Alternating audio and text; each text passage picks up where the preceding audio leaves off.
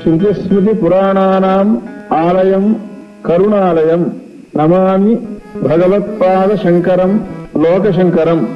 अपार करुणा सिंधुं ज्ञानदं शांत रूपिणं श्रीचंद्रशेखर गुरुं प्रणमामि मुदान्वहम्।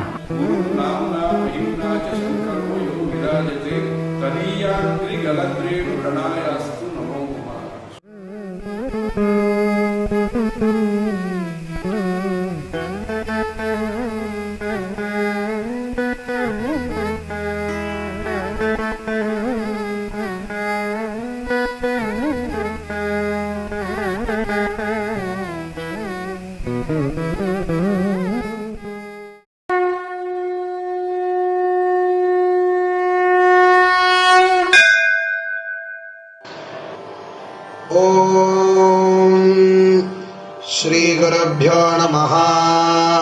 हरि ओम। शुचिन्नस्तोमग्निष्ण्यधद्वृत्रम् उभावामिन्द्राग्नि प्रचर्षणिभ्यः आवृत्रहनागीर्भिर्विप्रः ब्रह्मणस्पते त्वमस्य यन्ता सूक्तस्य बोधितनयं च जिन्व विश्वं तद्भद्रं यदवन्ति देवाः बृहद्वदेम विदधे सुवीराः सगीको सत्येभिः सखिभिः सुतद्भिः गोधाय संविधनसैरदत्तत् ब्रह्मणस्पतिर्वृषभिर्वराहैः घर्मस्वेदेभिर्द्रविणं व्यानट् ब्रह्मणस्पतेरभवद्यथा वशम् सत्यो मन्युर्महि कर्मा करिष्यतः योगा उदादत्सदिवे विचाभजत् महीवरीतिः शवसा सरत्पृथक्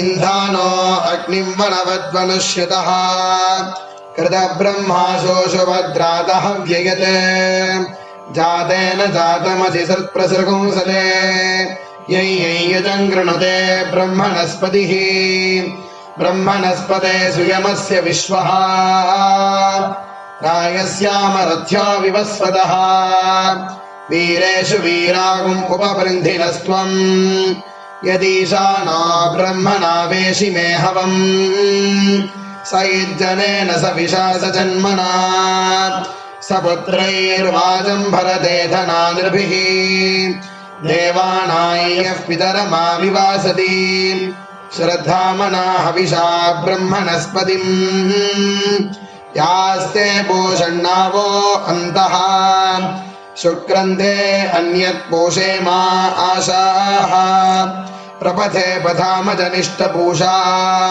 प्रपथे दिवः प्रपथे पृथिव्याः उभे अभिप्रियतमे सधस्थे आचपराच चरति प्रजानन् पोषा सुबन्धुर्दिव आपृथिव्याः इडस्पतिर्मघवा दस्मवर्चाः तन्देवासो अदतु सूर्यायै कामेन कृतं तव सग्यस्वंसम् अजाश्वः पशुभा वाजपस्त्यः दिगञ्जिन्वो विश्वे भुवने अर्पितः अष्ट्रां पोषा शिथिरामुद्वरीवृजत्।